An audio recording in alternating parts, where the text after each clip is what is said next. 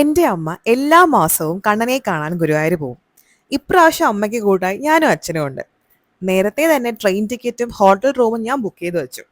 Food ഞങ്ങൾ കയ്യിൽ വാങ്ങി വെച്ചിരുന്നു. ഇടിയപ്പവും വെജിറ്റബിൾ കറിയും. അങ്ങനെ 6 മണിക്കൂർ യാത്ര കഴിഞ്ഞ് ട്രെയിൻ ഗുരുവായൂരെത്തി. ശ്രീകൃഷ്ണ റെസിഡൻസിയിലായിരുന്നു സ്റ്റേ.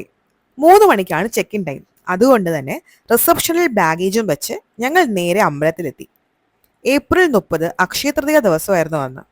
150 കല്യാണങ്ങൾ ഉണ്ടായിരുന്നു എന്നാണ് കേട്ടത്. നല്ല തിരക്കായിരുന്നു അമ്പലത്തിൽ. ചുറ്റമ്പലം തൊഴുത് പ്രസാദ ഊട്ടനായി വരുന്നു. ഗുരുവായൂരപ്പനെ കണ്ണിറയെ കണ്ടു തൊഴുന്നതും ദൈവത്തിന്റെ അന്നദാനം കിട്ടുന്നതും ഒരു ഭാഗ്യമാണ്. 4-5 പ്രാവശ്യം ഞാൻ വന്നിട്ടുണ്ടെങ്കിലും ഇതുവരെ ഞാൻ കണ്ണനെ കണ്ണിറയെ കണ്ടിട്ടില്ല. ഒന്നുകിൽ പൂജാരി മറയ്ക്കും, അല്ലെങ്കിൽ മുന്നിലെ ഭക്തർ മറയ്ക്കും. അതേപോലെ അന്നദാനത്തിന് വരുന്ന കിട്ടാതെ പോയ സന്ദർഭമുണ്ട്. പക്ഷെ ഇന്ന് എനിക്ക് ഭാഗ്യം ഉണ്ടായിരുന്നു കേട്ടോ. പ്രസാദം കിട്ടി.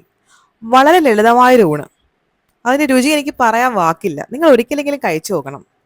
അങ്ങനെ പ്രസാദവും കഴിച്ച് പാൽപ്പായസവും വാങ്ങി നേരെ ഹോട്ടലിലെത്തി. കുറച്ചു നേരം റെസ്റ്റ് എടുത്തു.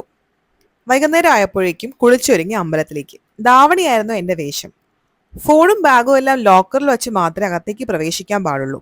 അങ്ങനെ കുറേ നേരം ക്യൂ നിന്ന് കണ്ണനെ കണ്ടു. അച്ഛനും എനിക്കും തുലാഭാരം ഉണ്ടായിരുന്നു. അവിടുന്ന് നേരെ മമ്മിയൂര് പോയി തൊഴുതു. തിരിച്ച് വീണ്ടും ഗുരുവായൂരെത്തി. ശിവേലിയും കണ്ട് ത്രിമുഖ പ്രസാദവും വാങ്ങിയാണ് ഞങ്ങൾ തിരിച്ച് റൂമെത്തിയത്. അപ്പോഴേക്കും സമയം 10 മണി.